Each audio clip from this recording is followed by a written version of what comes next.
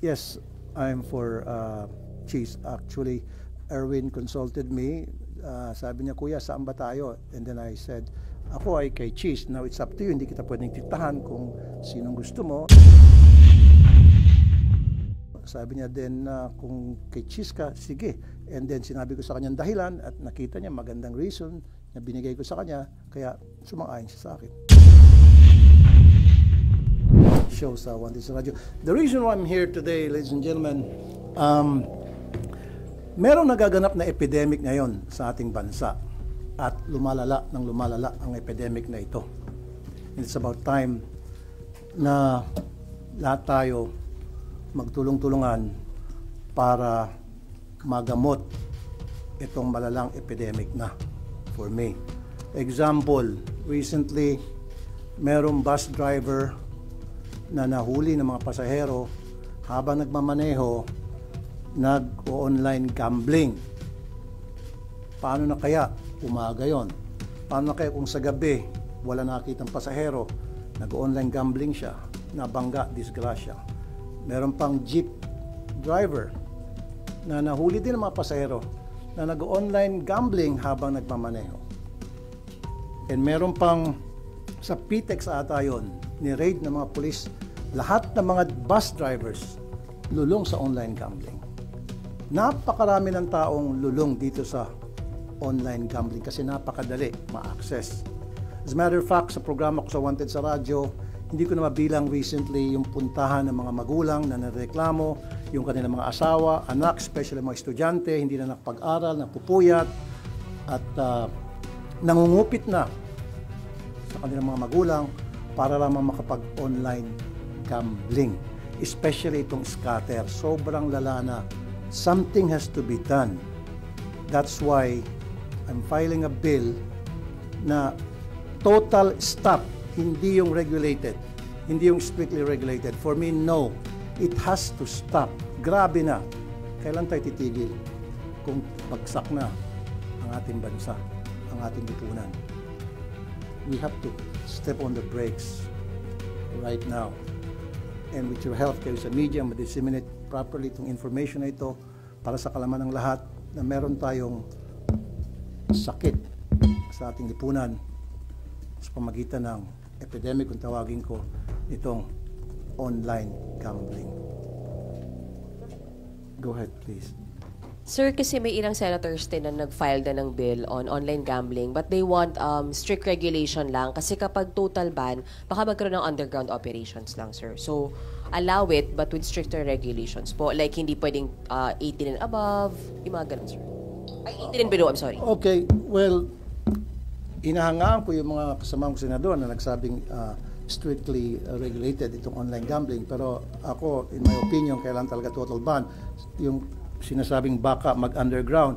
Nandiyan naman ating kapulisan, nandiyan yung ating NBI, nandiyan yung ating PNP. Anong ginagawa ng kanilang mga intelligence funds para tugisin kung sino itong mga nag-underground? As simple as that. Let them do their job. Otherwise, tanggalin mo yung mga pulis na hindi trabaho. Sir, when you say total ban, lahat, pati accredited ng PAGCOR, sir? Lahat, pati accredited ng PAGCOR. Kasi, tingnan nyo, kahit na paslit, nakakapagsugal, very accessible itong online gambling. Why not put a stop into it? As it is, may problema na nga tayo sa mga casino. Ang dami ng casino left and right. Magpapatayo ng casino. In fact, balita ko, may magkakaroon ng casino pa sa Boracay. Kung saan-saan na pinapayagan na magkaroon ng casino. Problema na yan as it is. Marami na sisirang buhay, mga negosyante, dahil nalululong sa sugal sa casino. Now, here comes online gambling na hindi lamang mga adults ang nalululong, kundi ang nakakatakot dito, mga kabataan, estudyante, as young as 10 years old, 9 years old, nagkaroon ng scatter. Hindi nakapag-aral, hindi nakapagtulog, hindi nakatulog, kumukupit sa kanilang mga magulang para makapag-scatter lamang. Ano to? Anong klaseng bansa meron tayo ngayon? Grabe na. At bakit ito pinapayagan ng PAGCOR? Kaya nga I'm calling, yung sinasabi ng PAGCOR, for now, itigil na raw muna yung ads sa mga online gambling. Eh, galing ako sa bahay ko, papunta rito, binilang ko, 7 ang billboard ng online gambling. 7. So, nananawagan ako sa PAGCOR maging sa ad board. Do your share for now habang gagawa ako ng bill. Of course, matatagalan yan. And habang pinag-isipan siguro natin sa executive kung anong gagawin nila, do something, itigil na muna lahat ng advertisement sa online gambling. Kasi ang sabi ata ng PAGCOR sa prime time lamang. Bakit lang prime time? E paano sa hindi prime time naman yung mga bata nanonood din? So dapat tigil yan sa TV, radio, newspaper, social media, lahat. Eh kung nagawa natin yan sa sigarilyo, remember dati sigarilyo left and right, may advertisement yan. Lahat ng platform sa media, napatigil. So bakit hindi natin mapatigil itong sa online gambling? Kung gusto yun ng PAGCOR, kaya nilang gawin.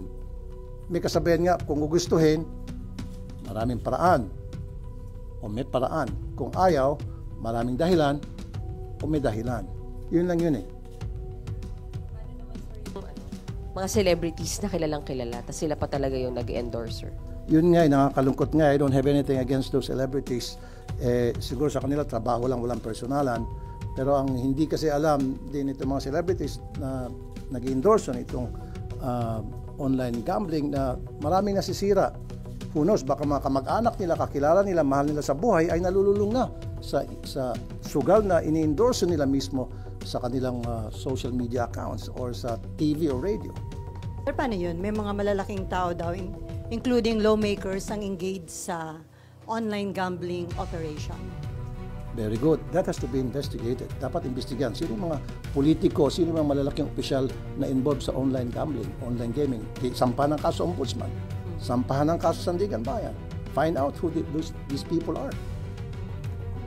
Legal yung operation. Pero kung legal sila. Kahit na sabihin natin legal, dapat ang mga politiko ay nagsisilbi sa taong bayan. Ang pangit naman yung kanilang pinagsisilbihan, yun yung tinatamaan ng kanilang negosyo o yung kanilang involvement, yun yung nasisira yung pamilya. Yun yung nawawasak yung pamilya dahil nalululong sa sugal.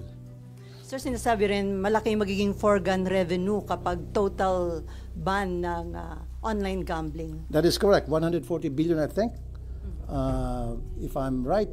Pero marami naman pwedeng pagkukunan ng 140 billion na mawawala. Just think of it, 140 billion. Kumpara naman doon sa nasisirang pamilya, nasisirang mga Pilipino. I think the benefits na nakukuha ng ating gobyerno mula sa revenue ng online gambling outweighs the ill effects. Saan tayo? Eh kung dahil sa 140 billion masisira ang napakaraming pamilyang Pilipino, maraming malululong sa sugal, bakit di natin itigil na itong online gambling? So sir, considering yung situation, sabi niyo ang dami ng lulong dito sa online gambling, hindi na ho kakayanin ng strict regulation sa tingin ninyo? For me, hindi eh. Well, yung iba sabi, dapat 18 years old lang and above. Naku, ang wise ng mga Pilipino. Eh, yung 10 years old, pwede naman niya hiramin yung cellphone ng parents niya. Pwede naman niya hiramin yung cellphone ng kasambahay niya na nakakatanda. Pwede siya manghiram ng cellphone ng mga taong kakilala niya mas nakakatanda sa kanya. Wala rin. At ngayon, sa GCash, sa Paymaya, nandyan palagi yung online gambling na naka-advertise. So, very accessible. Sa online gambling, unlike before, tingnan nyo guys, gusto mo mag-bingo, pupunta ka sa mall para mag-bingo. Gusto mo magsabong, punta ka sa sabungan para magsabong. Gusto mo magkarera, punta ka sa racetrack para magkarera. Ngayon, kahit nasa loob ng CR, habang you're doing your thing, pwede ka online gambling. Pagkatapos mo siguro, natalo ka na ng 10,000. Ganon katindi ang online gambling. So pag wala na itong online gambling, yung mga sugarol na gusto talang magsugal, then punta sila doon sa venue nung sugal na gusto nila. Ngayon pati, meron pa nga igagamba, ayun. Totoo yan. Lahat ng klaseng sugal na naman isip nyo, e-billiards, nandyan na. Who knows kung ano pa yung mga susunod na mga kabanata nitong e-gambling mga operators, kung ano pa maisip nila. Matindi. I'm calling upon PAGCOR for now, ipatigil nyo na muna lahat ng advertisement sa lahat ng platform ng e-gambling. Sabi niya, papatigil nyo. Kanina lang pagpunta ko rito, ang dami mga advertisement pa rin. Sana magkaroon muna ng moratorium habang nagde-decide yung ating executive kung paano nila i-handle to. Sir? As long as it's online, para sa akin. Ngayon, kung gusto mo sports, anong klaseng sports? Basta't online. Kung gusto mo magtaya ka, di maglagay na lang sa PBA na yung parang pupunta ka doon at mananaya ka, parang ginagawa sa horse racing, di ba? Meron yung pupunta ka sa tayaan, doon ka tataya. O gawin na lang legal yun. Magkakaroon ng mga, ano bang tawag niyan? Yung patayaan. Para sa gaming, parang nangyari sa Las Vegas. Kung gusto magtaya sa basketball, punta ka sa isang casino at doon ka tataya. Pwede sa casino. Punta sila sa casino para maging deterrent yun one way or the other. Natatama rin, ba't pa ako pupunta, umuulan o tinatamad ako, hindi ako pupunta na lang, saka na lang. Whereas ngayon, gusto nila maglaro ng basketball, anything. Sa gambling, nandiyan yung online. Sir?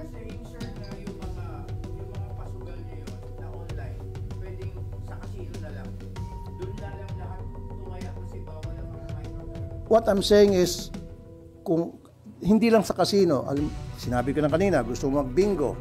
Di ba dati-dati, pag mga binguan sa mga mall, punta kayo sa mall. Gusto niyo magtaya sa sabong, punta kayo sa sabungan. Ganun lang dapat. Merong venue na pupuntahan. Unlike ngayon, very easy, very accessible. Anybody can play. Kahit na pastit, kaya maglaro ng sugal sa pamagitan ng online. Especially na nandiyan na yung GCash, nandiyan yung Paymaya, napakadali. Sir, ang PAGCOR sabi nila hanggang August 15, meron para i-take down lahat ng ads, yung billboards, sa mga bus, etc. So you're saying dapat ngayon na? Bakit August 15? So between now and August 15, so marami pa malululong sa sugal.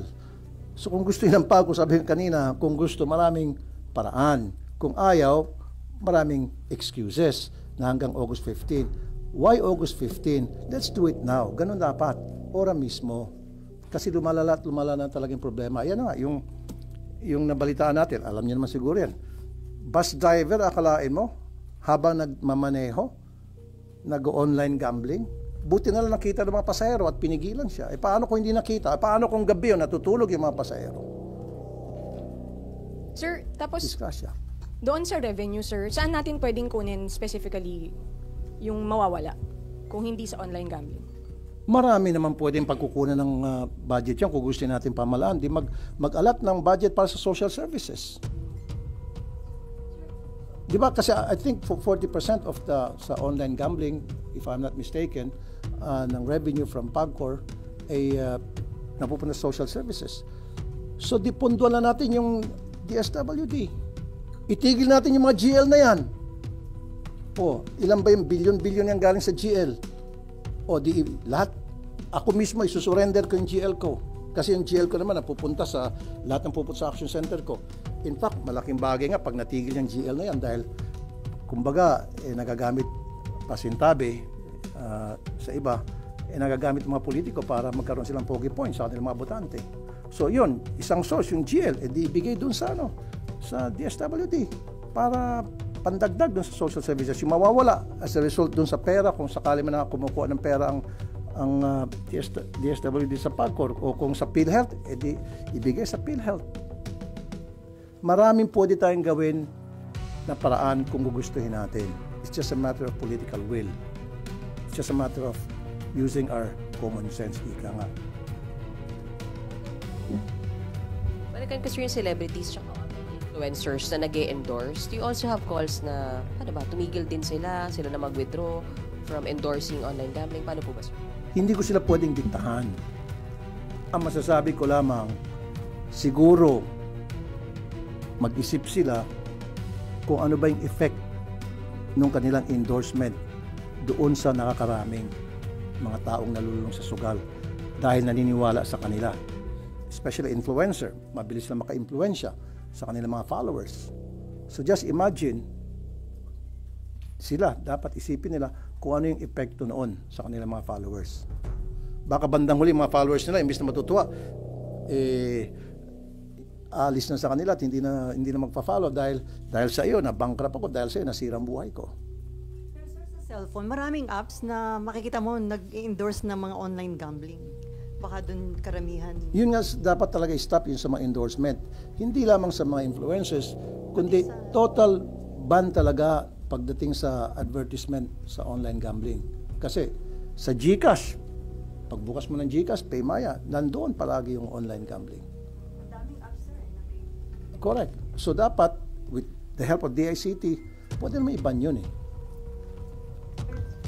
Pero sir, do you think mabilis makakapasa itong proposed bill tungkol sa total ban ng online gambling? Considering na sino yung mga tao behind it. Let's be practical. It will take some time dahil maraming haharang, maraming pipigil, maraming maglalabi. And you know how powerful they are, these people behind. Ikaw na mismo nagsabi, may mga malalaking tao nasa likod niyan. Of course, isa yun sa mga tututol. But at least we're doing something and we're gonna fight for it. And for the meantime, habang wala pa yon, I'm calling upon PAGCOR, I'm calling upon AdBoard, DICT. Magtrabaho naman kayo. Committee nyo ba yung mag-hear nito about online gambling? It's not my committee. Walang franchise, walang kinalaman sa committee ko itong sa gambling. Dahil ako sa public services sa DMW. So what I can do is, when I file the bill, file a resolution, kapag hinir, then that's the time na siguro magkakaroon ng marami akong support. In fact, I know for a fact na 4 ata na mga senador ang ayaw din sa online gambling. Kaya lang iba sa kanila gusto regulated. Pero ako, strictly regulated. Pero ako talaga total ban. Filed na po. Wala pa. In fact, dinadraft pa ng legis ko na that will be, kasi nakapag-file na ako ng 2 sets 20. So another 10, so 30 bills ang pa-file ko. So kasama dun sa 30 sa third batch na ipapile ko. This week nyo po mapafile ito, sir, yung sa online gambling. The next week. Total ban. May pakiusap po ba kayo sa mga e-wallet services? Kasi isa sila sa mga dahilan kung ba't sobrang balik mag-online sugal. Yung iba nakalink pa yung account nila dun sa platform ng online sugal. Kaya ang daling mag-cash in, ang daling mag-cash out. Alam mo, yung mga may-ari ng e-wallet, kahit na anong klaseng pakiusap mo, kahit na lumuhod ka, hindi ka pakikinggan yan. Kasi kumikita sila dyan, halos bread and butter nila yan eh. So ang kailangan talaga is legislation para wala silang pwedeng gawing rason. Pag may batas na, wala silang magawa. That they have to follow, otherwise may kalalagyan sila. Sir, other issue? Okay. Ay, may nag-raise na hand dun sa dulo. Yes, sir. Sir, nabanggit nyo epidemic na. Kung nagawa ng Pangulo yung executive order sa POGO, bakit hindi tayo manawagan sa Pangulo na maglabas ng executive order pagbawal itong online gambling, sir? Thank you, sir. Thank you for that very good question. Hindi ko pwedeng diktahan o pagsabihan ng ating Pangulo dahil may separate powers, executive siya, legislative ako. I can only wish. So, hindi naman siguro masama mangarap. So, nangangarap ako sana one day or in the next few days, makarating sa ating Pangulo kung gaano kalala itong problema, and it's up to the President kung anong discarding gagawin niya, and I will respect kung ano man desisyon niya. Pero para sa akin, my stand is sana total ban pahinto na ito.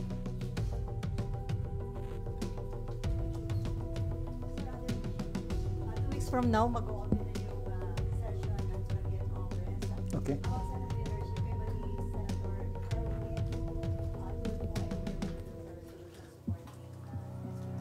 Yes, I'm for cheese. Actually, Erwin consulted me. Sabi niya, Kuya, saan ba tayo? And then I said, Ako ay kay Cheese. Now it's up to you. Hindi kita pwedeng titahan kung sinong gusto mo. Sabi niya then kung kay Cheese ka, sige. And then sinabi ko sa kanya dahilan at nakita niya magandang reason na binigay ko sa kanya. Kaya sumang-ayon siya sa akin. Well, first of all, kilala ko si Cheese. I've worked with him for 3 years. At halos parehong work ethics namin. Agresibo siya pag meron siya mga bills na gusto mapasa, especially mga tinatawag na priority bills. Pinupush niya talaga. In fact, he will even to the extent of calling my staff. Ano bang problema? Paano ba ako makatulong? And then, kuminsan siya pa mismo ang nagpapapirma para mapabilis yung proseso. Isa yun sa mga bagay na nakita ko sa kanya. That's why sabi ko, although hindi ko pa nakakatrabaho yung kabila, si Senator Soto, I don't know him, I mean as far as work ethics niya o leadership niya because hindi ko naranasan. Unlike a Cheese, naranasan ko and wala akong nakitang problema. Sabi nga nila, if it ain't broke, don't fix it. Pero nag-effort ho yung grupo ni Senator Soto na ligawan din kayo. Well, may mga nagparating but it was too late. Ako naman, hindi naman ako pwedeng urong-sulong kung talagang nakapag-decide na ako, nandun na yon. So wala na makakapagpabago sa decision niyo, sir, hanggang July 28? I don't think so. Kailangan kong panindigan kung ano na yung napag-desisyonan ko na. Hindi naman tayo pwedeng agaw-bawi.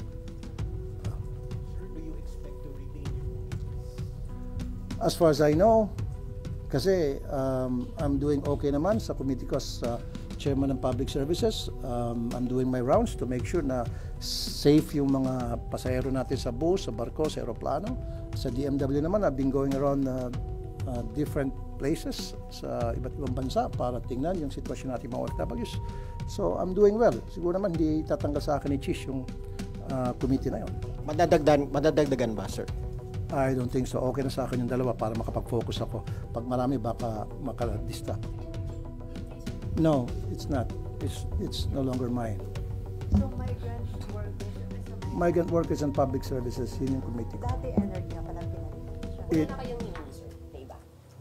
Wala akong hiningi ni tuldok kay Sanchez when I told him na I'm with you. I didn't ask for anything in exchange. That I don't know. You can ask Cheese directly, Senator Cheese directly pertaining to that.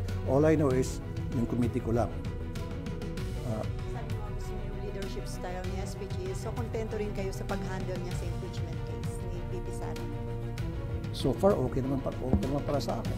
And what's important to me is matutuloy yung impeachment. And gustong-gusto ko matuloy yung impeachment para mabigyan natin pagkakataon si VP Sara na maisabi niya yung kanyang side. Mas maganda, di ba, ma-clear niya yung name niya sa pamagitan ng pagdidepensa niya doon sa impeachment at mapapatunayan na inosente siya as opposed to yung mababasura before na magkaroon ng hearing sa impeachment. So against din kayo na ma-dismiss agad yung impeachment case nang walang trial na mangyayari? No, against ako. Gusto ko dapat You will vote against it? gusto ko magkaroon ng trial para naman magkaroon si BP Sara ng pagkakataon madepensa niya ang sarili niya. Kasi for now, sinasabi nga niya na inosente siya. So, let her prove it na inosente siya. Mas maganda yung ma-prove niya na inosente sa pamagitan ng trial. And then, nakita ng mga senador na talagang inosente siya at kulang sa ebidensya. Di ba mas maganda yon? Sir, isa kasi sa mga inaasahang move ng defense pag reconvene ng impeachment court is really to move for dismissal. So what can we expect from you since baka mauwi sa botohan, sir, ng senator judges? Para sa akin, ang ayaw ko ma-dismiss. Gusto ko talaga magkaroon ng trial para ma-prove niya sa kanyang sarili yung kanyang sinasabing innocent siya. Give her a chance. Give her the day in court. Kasi kung ma-dismiss lang, so paano na yung mga allegations against her? Maraming mga allegations di ba? O, paano niyo mapuprove yun? Paano niyo masasabi sa taong bayan na inosente siya, na lahat yan ay puro katang-isip lamang kung hindi tayo magkaroon ng trial? Because doon sa trial, doon niya mapuprove yung kanyang innocence. At doon niya mapuprove kung siya ay guilty. Pero Senator Bato de la Rosa, ang sabi niya, pag nag-open na yung 20th Congress, una niyang itatanong ay kung may jurisdiction ba yung 20th Congress. Dapat daw ma-establish muna. Sa tingin niyo, hindi na kailangan dahil na-acquire niyo na yung jurisdiction dun sa Meron kaso? ng jurisdiction. hindi na dapat pag-usapan yan. Magkakaroon talaga ng hearing sa impeachment. It's just a matter of, siguro may maghihiling na matidismiss yan o ibabasura. Now, I'm not for it. Ang gusto ko magkaroon ng trial para ma-prove again for the nth time, ma-prove ni BP Sara na siya inosente, like what she been saying and her attorneys and her campo na inosente siya. So mas maganda ma-prove niya na inosente sa pamilitan ng trial, sa resulta ng trial versus madidismiss agad-agad.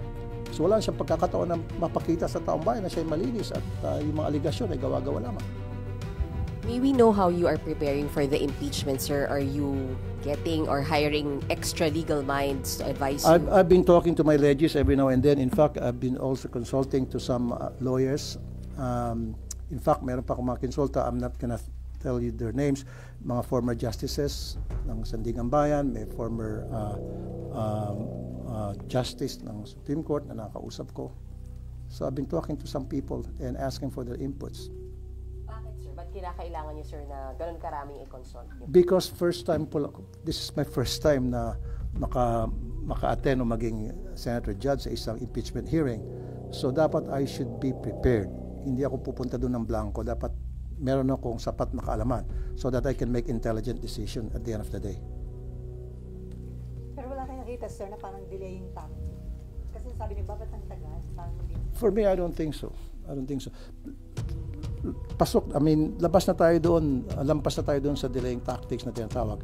Doon na lang tayo pag-uusapan natin yung sa impeachment trial na. Kasi para sa akin, gusto ko talaga magkaroon ng trial. Okay? Sir, ano lang, expectation sa SONA ng Pangulo since more than 1 week na lang po? What you want to hear po? What I want to hear is, I don't know yet kung ano yung mga sasabihin niya. Of course, meron naman nag-prepare ng kanyang speech, meron mga nag-advise sa kanya.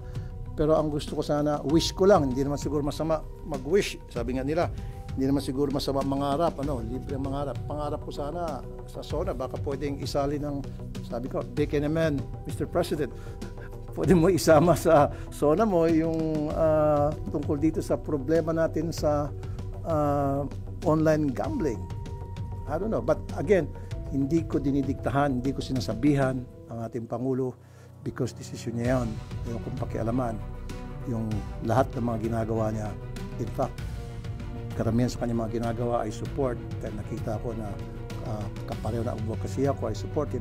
But dito, ako ay nag-wish lamang na sana ay makarating sa Pangulo kung gaano kalala na itong problema sa online gaming. At sana wag siyang lokohin, meaning wag siyang bigyan ng wrong information.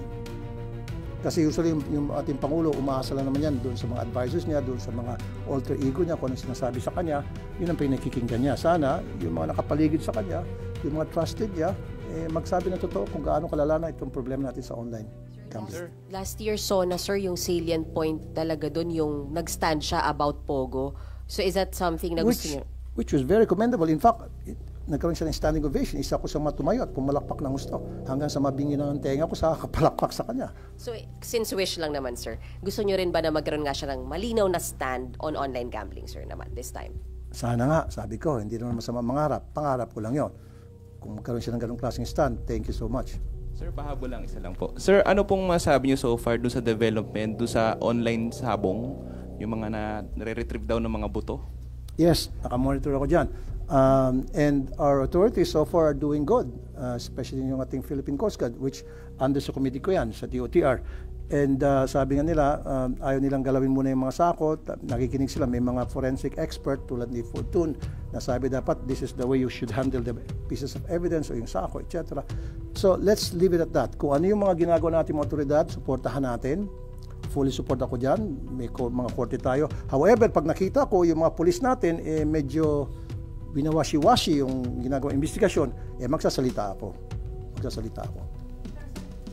Ano yun, nagpalakas dun sa whistleblower yung kanyang mga binulgal dahil sa nakukuha mga buto or... That's a good development, as a matter of fact.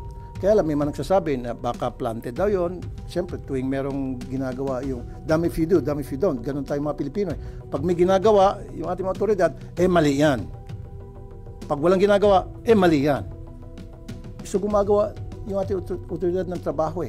Meron silang nakita mga boto. then that's a positive development that we should welcome, everybody should welcome.